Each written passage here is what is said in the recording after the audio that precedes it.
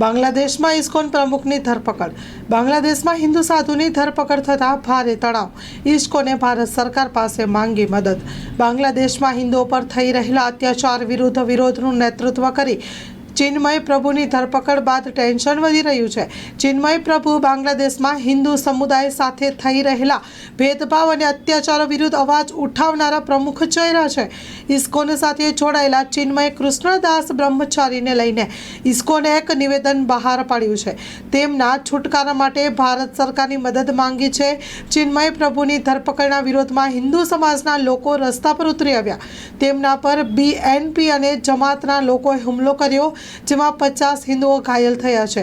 Reports અનુસાર કટ્ટરપંથી સમૂહોએ ચંટગાંવમાં હિન્દુઓ પર હુમલો કર્યો હતો અને ત્યારબાદ પ્રશાસન અને પોલીસ મૂકદર્શક બની રહી. ચિન્મય પ્રભુ પર દેશદ્રોહનો આરોપ લગાવીને યુનુસ સરકારે તેમની ધરપકડ કરી છે. બાંગ્લાદેશમાં ઇસ્કોન પ્રમુખની ધરપકડ. બાંગ્લાદેશમાં હિન્દુ સાધુની ધરપકડ થતાં ભારે તણાવ.